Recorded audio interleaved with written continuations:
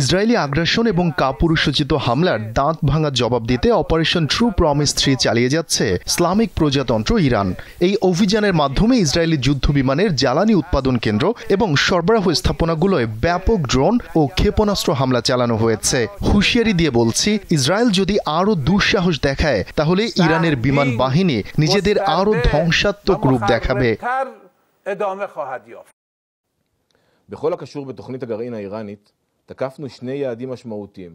Iran আমাদের হামলার জবাবে একযোগে শত শত ক্ষেপণাস্ত্র ছোড়ার পরিকল্পনা করেছিল। বাস্তবতা হচ্ছে তাদের এখনও উল্লেখযোগ্য পরিমাণে হামলার সক্ষমতা রয়েছে, যা ইসরায়েলের ভয়াবহ ক্ষতি করতে পারে। দুঃখজনকভাবে গেল রাতের রকেট হামলায় 3 জন ইসরায়েলি বেসামরিক নাগরিক নিহত হয়েছেন। আমি তাদের পরিবারের প্রতি গভীর সমবেদনা জানাই এবং এই কঠিন সময়ে তাদের ধৈর্য ধরার আহ্বান জানাচ্ছি।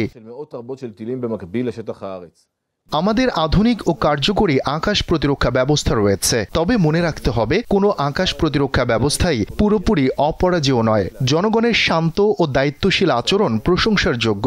আমি আবারও আহ্বান জানাচ্ছি, হোম ফ্রন্ট কমান্ডের নির্দেশনা অনুসরণ করুন, কারণ এরা জীবন বাঁচাচ্ছে। প্রতিরক্ষা ব্যবস্থার সঙ্গে ইসরায়েলিদের সচেতনতাই এখন প্রাণ বাঁচানোর মূল চাবিকাঠি। আর এটা ওটা না, কাপড় ধোয়ার একটাই সলিউশন, চাকা অলিওয়ান। উত্তর সীমান্তে আমরা রিজার্ভ ইউনিট মোতায়েন সম্পন্ন করেছি এবং লেবানন ও সিরিয়া সীমান্তে তাদের অবস্থান নিয়ন্ত্রণে রেখেছি। কেউ যদি ইসরায়েলের কোনো ক্ষতি করার চেষ্টা করে বা চ্যালেঞ্জ জানায়, তবে প্রয়োজন অনুযায়ী পাল্টা হামলার পরিকল্পনায় প্রস্তুত তেল আবিব।